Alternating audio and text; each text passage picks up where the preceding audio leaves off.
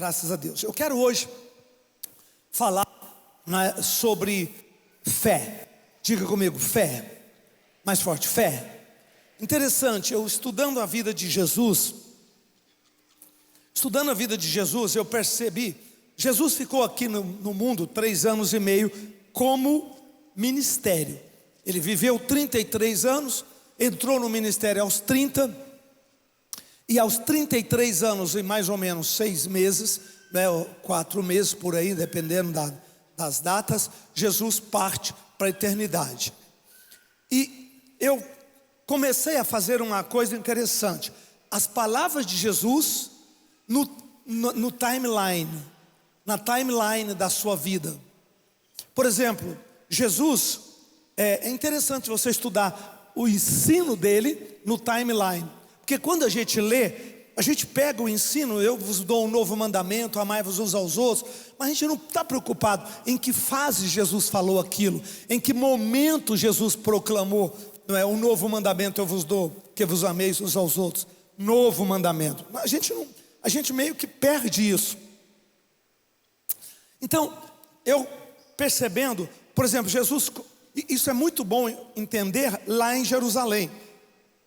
Lá quando você vai em Israel, porque você vê o lugar que Jesus pregou e o que ele falou e por que ele falou. Então, o que ele falou, aonde ele falou e por que ele falou. Porque é importante você entender a força da mensagem no ambiente e na circunstância que está inserida aquela mensagem. Não é? Uma coisa é uma mensagem. Por exemplo, as palavras de Jesus na última semana da vida dele foram fortíssimas. Fortíssimas as palavras dele. E o Evangelho de João, 1/3 do Evangelho de João, do capítulo 11, 12 para frente, é a última semana. 9 capítulos mais, né, quase da metade. 9 capítulos a uma semana. A última semana da vida tem 9 capítulos. A vida toda, 3 anos e 5 meses, tem os outros 11 capítulos. Não é incrível isso? Então, saber o que a pessoa falou, saber aonde ela falou e saber o porquê, o contexto que ela estava falando, isso faz com que a gente entenda a força da mensagem. E aí eu estou estudando muito sobre fé, a linguagem do Éden. Diga comigo, fé, a linguagem do Éden. Você está aqui, eu estou aqui também para sermos treinados no sotaque do Éden. Recuperar a nossa linguagem que tínhamos no Éden. Então é muito importante entender que todo desafio que vem na sua vida, todas as dificuldades, como a que estamos passando, né? Financeiras, pandemia, doenças, tudo isso também nos treina a linguagem do Éden, que é a linguagem da convicção, da certeza total, absoluta, sem nenhuma margem de dúvida, que não é fácil. Não é fácil viver isso. A nossa mente ela é muito fugaz. Nossa mente ela é muito levada pelas circunstâncias. Bom, no capítulo 11, do livro de Hebreus, 11 de Hebreus, nós encontramos versículo 6, uma das expressões mais importantes sobre a fé, que ele diz assim: é necessário que aquele que se aproxima de Deus creia que Ele existe e que Ele se torna galardoador ou recompensador daqueles que o buscam. Essa tradução diz que procuram conhecê-lo melhor. Não, o grego aqui não é procurar conhecê-lo melhor. É necessário que aquele que se aproxima dele. A melhor tradução desse versículo está numa tradução em inglês, que diz assim: ele é o recompensador daqueles que diligentemente buscam por ele. Diligentemente buscam por ele. Diligentemente buscam por ele. O que é buscar por ele? É orar. Então seria diligentemente oram. Diligentemente, continuamente, não vão parar de orar. E vão orar, e vão orar. Aí eu comecei olhando esse texto lá no inglês, aí eu comecei a dar uma olhada. pensar, quando é que Jesus introduziu o conceito de fé? Jesus não prega sobre fé até lá na frente. Jesus fala a maior lição, a maior mensagem de Jesus sobre fé foi em Marcos 11, na frente de uma figueira, que ele foi buscar figos. Ali foi o maior ensino.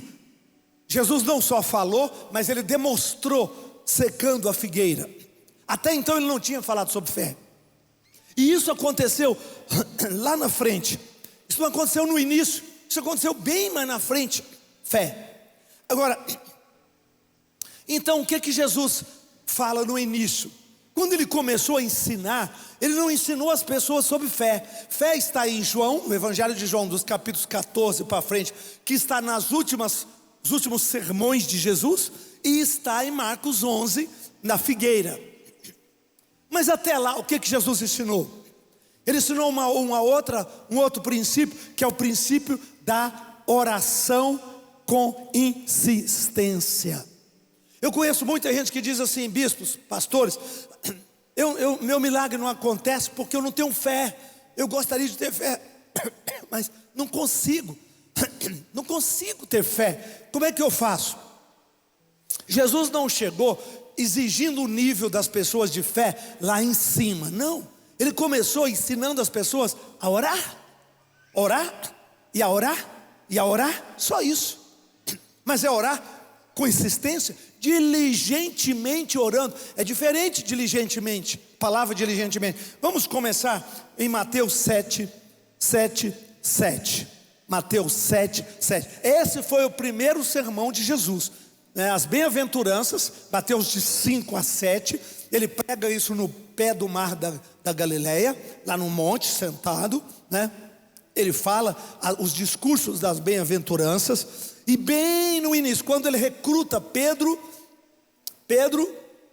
Tiago, quando eles estavam lavando a rede, ele faz um milagre da multiplicação dos pães. É muito interessante estudar o timeline, o que Jesus falou em cada situação, em cada momento, então ele abre o ministério dele com as bem-aventuranças, ensinando o caráter, ser manso, ser bem-aventurado os mansos, bem-aventurados os pacificadores, bem-aventurado, os que sofrem injúria pelo meu nome, bem-aventurança. E aí no meio dessa palavra, ele fala sobre a oração. É aí que ele insere o Pai Nosso. Pai Nosso foi inserido nesse contexto, bem no iniciozinho, bem no comecinho do ministério de Jesus.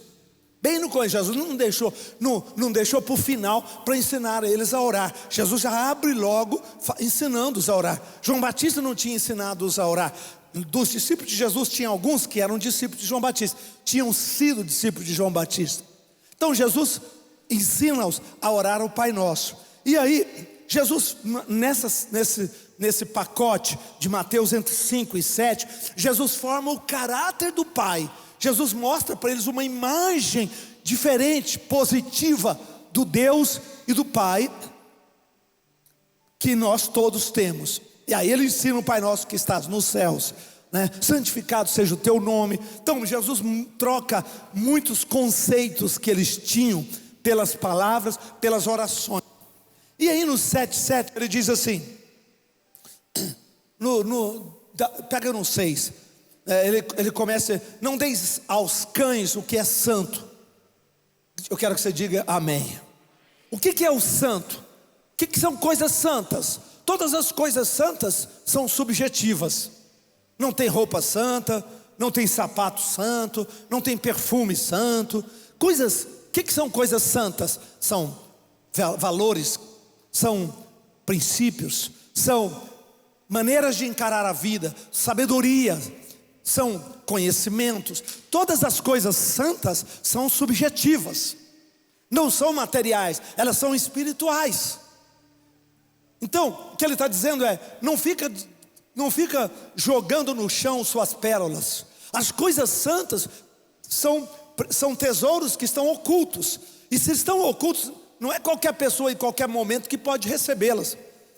Não faça isso. Valorize aquilo que é o mais precioso do mundo, do universo, que é são as coisas santas que estão no tesouro, no baú do tesouro da sabedoria. Então Jesus diz: não deis as coisas, o que é santo aos cães, não lanceis aos porcos vossas pérolas. Que pérolas são essas? A Bíblia fala que pedras preciosas são dons. Os dons na Bíblia são simbolizados pelas pedras preciosas. Caráter é ouro e prata e bronze. Paulo fala sobre isso, caráter. É uma outra visão bem complexa. E dons são pedras preciosas, porque pedras preciosas são os adornos dos colares, das pulseiras. Aquilo que adorna, Lúcifer, ele era vestido de pedras preciosas lá na eternidade. Em Isaías 14, Ezequiel 28, você vê isso. Ele tinha todos os dons, todas as pedras preciosas. Ele cantava muito bem, compunha muito bem, falava muito bem, ele aconselhava muito bem, ele tinha oratória perfeita, ele tinha todos os dons possíveis. Quando ele era anjo de Deus, quando ele caiu, ele perdeu tudo isso, não é? Mas, então ele diz: não jogue isso fora, para que eles não pisem, voltem e vos dilacerem. Eles vão ficar nervosos. Nem sempre as pessoas estão prontas para receber sabedoria. Sabedoria tem que ser recebida com o coração humilde. Senão a pessoa pode te agredir, pode te atacar, porque ela vai se sentir inferiorizada por você. Ao invés dela se sentir abençoada, ela vai reagir e se fecha, não é? Ao invés dela se sentir aberta e crescer, nem todo mundo está pronto para crescer, nem todo mundo está com sede de crescer. Às vezes eles estão competindo contigo, e quando vem aquilo que sai da sua vida, eles reagem e podem se tornar agressivos. E você vai perder um amigo, vai perder uma amiga, vai ter uma porta fechada. Por quê? Porque você falou demais, falou mais do que convém naquele momento, naquela situação. Não basta ser sábio no que fala, tem que ser sábio quando fala e como fala. Amém?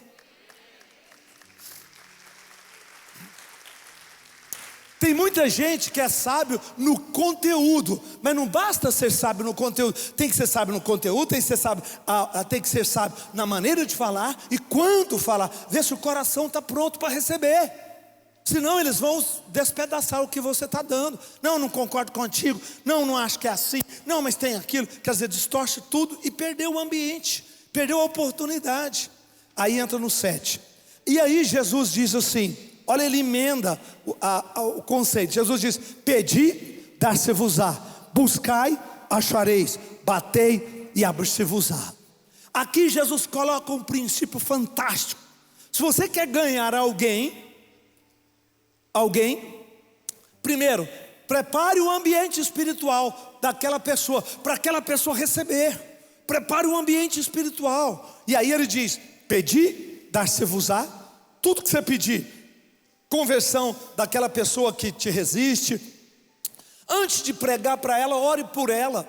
Ore, e Deus vai preparar o coração dela na hora certa para você chegar com a palavra, para você chegar com a semente. E aí Jesus faz uma afirmativa maravilhosa: pedi, dar-se-vos-á. É seguro, é firme, é certo, não tem margem de dúvida. Pedi. A gente pede através de quê? Oração. O caminho da petição é oração. Quando você ora, você está pedindo. Pedi e dar-se-vos-á, né? Pedi. Aqui ele não falou de fé. Ele não está falando de fé. Ele está falando de quê? De apenas do fato de continuar pedindo. Buscai, achareis. Batei, abrir-se-vos-á. Perceba que tem 3 territórios. Tem 3 situações. Primeiro, pedir. Pedir é a coisa mais simples. Você pede sentado, você pede em pé, você pede andando. Aonde você está, você pede. Pedir não demanda nada. Demanda apenas um ato da sua vontade, uma sincronização da sua mente com a sua vontade. Pronto, você já pediu. Pede e pede.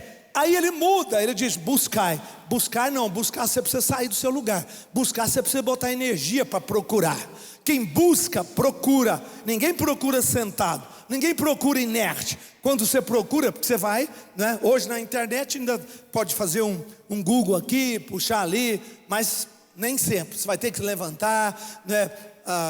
maior parte das coisas que a gente busca não estão na internet, pelo menos que eu busco, né? São coisas que não estão lá, né? Coisas que eu quero saber, sabedoria, conhecimento de Deus, revelação na palavra. Isso não existe na internet. Então eu tenho que ir, né, para a palavra, eu tenho que ir para o original, no hebraico, no grego. Eu tenho que buscar. Quando você buscar quer dizer, você vai botar energia. Buscar quer dizer que se perdeu. Está lá, mas está perdido. Está lá, mas não está disponível. Está por ali, mas não está acessível a você. Pedir, está lá, está fácil. Buscar está mais complicado. E bater é porque está do outro lado. Quando bate é porque tem uma porta e tem uma região do lado de lá. Quero te dar uma palavra. Jesus começa mostrando para os discípulos uma certeza. Quando tudo que você pedir, você vai receber. Vai ser dado. Tudo que você buscar, pode demorar, mas você vai achar. Tudo que você bater, vai ser aberto e você vai entrar num novo território. Então, antes de falar sobre fé, Jesus preocupou-se em formar na mente dos discípulos a segurança de como funciona o mundo espiritual, de como o mundo espiritual se organiza, a certeza, nós vamos conseguir. O que você está pedindo, o que você está orando, o que você está buscando, o que você está batendo, eu estou aqui para te dizer hoje em nome de Jesus, isso será liberado na sua vida mais cedo do que você está pensando, mas vai ser liberado, vai ser liberado. Lucas 18, para fechar, Lucas 18 de 1 a 7, só a introdução já demora muito, né? O assunto não é tão fácil. Lucas 18 de 1 a 7, aqui Jesus faz uma outra lição, embora esteja lá no capítulo 18 de Lucas, mas na frente, mas esse sermão foi pregado mais no início do ministério de Jesus. E aí ele diz assim, disse-lhe Jesus uma parábola sobre o dever de orar sempre e nunca o que, gente? Não está pedindo fé, está pedindo oração. Não está pedindo para você, eu não tenho fé, eu não tenho uma fé de Elias que mandou chover e parou a chuva, eu tenho dificuldade. Jesus não falou isso. Jesus falou, orar sempre e não desfalecer, não desanimar, não entregar os pontos. Por isso que ele fala, busca, pede, busca e bate. São 3 regiões, 3 diferentes níveis onde no mundo espiritual, onde as coisas são perdidas, onde as coisas estão alocadas nas regiões celestiais. Tem coisas facinhas que você pede e vem. Tem coisas mais complexas que você tem que buscar, fazer 7 semanas, 1 vez, 2 vezes, 3 vezes. Tem maldições que vai ser mais difícil você buscar a bênção, porque tem maldições trancando, né? E tem coisas que estão no outro território, onde você não teve acesso. Você vai ter que bater e abrir aquela porta. É mais complexo do que buscar, mais complexo do que pedir. Agora, Jesus fala sobre o dever de orar sempre e não desmorecer. Quer dizer, uma pessoa que não tem toda a fé, mas tem decisão, isso vai acontecer. Deus é fiel comigo, está de acordo com a palavra, está escrito na Bíblia, e eu não vou abrir mão, eu não aceito. Já basta, já tem garantia. Próximo versículo 2. Havia numa cidade um juiz que não temia a Deus, não respeitava homem algum. Havia também naquela mesma cidade uma viúva que vinha ter com ele dizendo, julga minha causa contra meu adversário. Por algum tempo não a quis atender. Depois disse consigo, bem que eu não temo a Deus nem respeito ao homem algum, todavia essa viúva me importuna, julgarei a sua causa, para não suceder que por fim venha a molestar-me.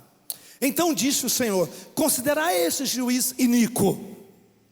Não fará Deus justiça aos seus escolhidos? Fale comigo, justiça. A palavra aqui é um pouquinho mais pesado do que justiça, é atendimento aos seus escolhidos. Porque o juiz não tinha uma causa injusta da mulher, não tinha. Aliás, Jesus chama ele de iníquo, mas ele aparentemente não tem iniquidade. Aparentemente ele só é procrastinador. Ele não julgou o caso da mulher. A gente não vê nenhuma face dele mostrando uma iniquidade. não tem. Ele é uma pessoa prepotente, arrogante, mas não necessariamente, não é? Pode ser que tinha outros processos para atender, outras situações. Mas Jesus mostra isso aqui, dizendo assim: Deus não fará atendimento aos seus escolhidos, que agora olha a chave, que a Ele clama dia e noite. Clama, essa é a diligência. Clama a Deus. Quem tem uma causa, quem tem uma visão, quem está buscando um novo segundo semestre, quem está buscando uma reconstrução, quem está buscando alguma coisa diante de Deus, diga amém, Jesus. Então diga comigo: não vou esmorecer, vou buscar de dia e de noite, embora pareça demorado em atendê-los. Pode parecer demorado, mas Deus não vai falhar contigo. Não vai. Pode parecer demorado, mas Deus não vai falhar. Ele não pede fé, nem em Mateus 7, nem Lucas 18. Ele não está solicitando. Também você não creu? Também você não liberou sua fé? Não, ele não pede fé. Ele pede foco. Ele pede insistência, diligência. Ele pede compromisso. Ele pede que você entenda o caráter de Deus e decida buscar nos céus o que você precisa, e você irá recebê-lo. Basta. Para fechar, bispos e pastores, acredite, quando Jesus bota fé, o caldo engrossa, ó. Como assim, bispo? Quando ele põe o conceito de fé em João 14, 12, 14 em diante, aí ele entra com maiores obras fareis. Maiores obras. Jesus não pediu fé para a resposta de oração. Jesus não pediu fé para que nós pudéssemos ter as coisas que você está orando, seus sonhos, suas metas. Jesus não pediu fé para isso. Jesus pediu consistência, segurança, firmeza. Jesus pediu diligência, oração. É isso que Jesus pediu. Fé. Quando ele põe fé, ele muda o tom. Maiores obras. Misericórdia. Quem vai fazer maiores obras do que ele? Como? Mas ele falou. Quando ele põe fé, ele muda o tom completamente. O que você precisa, o que eu preciso, o que nós precisamos é orar. E continuar orando. E orar, e continuar orando. E orar, continuar orando, até Deus responder. Perguntaram para os grande evangelista inglês do século XVIII. Ele tinha que pagar contas enormes do ministério. Ele tinha muitos orfanatos. O orçamento deles era 1 milhão de libras por mês, e eles não tinham recursos, pobres demais naquela época, naquela situação. E perguntaram: como é que você faz? Ele falou: eu oro. E se Deus não te responder, eu continuo orando. E se Deus não responder depois, continuo orando. Aí o menino ficou perturbando ele, falou: garoto, deixa eu explicar. Eu só paro de orar na hora que a resposta estiver na minha mão. Eu não paro de orar. Eu não começo uma visão, um trabalho e paro pela metade. Eu vou orar até meu milagre acontecer. Ponto final. Ponto final. Que assim seja você. Quero ouvir um amém. Que assim sejam seus sonhos. Que assim sejam suas batalhas. Que assim seja a igreja do Senhor Jesus desses dias. Que assim seja o povo de Deus em 2021. Nós decidimos as grandes guerras em oração. Até no aspecto político. Nós temos visões, nós temos compromisso, nós temos aliança com Deus, nós temos anseios. Vamos orar, cobrir o nosso presidente, vamos cobrir, o governo, para que o Brasil realmente seja um país grande, diferente, que Deus faça algo fantástico. Mas se vence as batalhas pela oração. Este mesmo homem tinha um orfanato, eu já encerro com isso, no coração de Londres. E quando começou a Segunda Guerra Mundial e as bombas bombardeio alemão sobre Londres, bomba pegava à direita, bomba pegava à esquerda, nenhuma bomba pegou lá, foi aonde eles estavam. Tornou-se um consenso que quem virou a Segunda Guerra Mundial, Hitler tomou uma decisão muito infeliz. Quem estuda história sabe. Ele recuou a frota de aviões, Ele recuou a frota de aviões porque ele achou que a Inglaterra estava com um grande acervo, e não estava. Não estava, foi um erro estratégico. E sabe quem fez aquele erro estratégico? Os joelhos daquele homem de Deus. A própria rainha da época chamou e o condecorou, porque ela disse: eu sei que quem mudou a estratégia para esta guerra foram as suas orações. Eles faziam um culto ao meio-dia, todos os dias, só de oração, só de oração, só de oração. E isso mudou a história da Inglaterra. E a oração vai continuar mudando a história dos povos. A oração vai continuar mudando a história das nações. A oração vai continuar mudando a história das famílias. Mulher, mãe, você pode fazer pouco, mas você pode fazer muito na oração. Você pode influenciar pouco, às vezes seu poder é quase nada. É pequeno na terra, mas no céu, no quarto de guerra, mulher, você é valente, você é gigante. Na oração, no jejum, não tem limite para o que você possa fazer. Jesus não pediu fé, Jesus pediu disposição, decisão de oração. E você receberá, e nós receberemos. Só isso.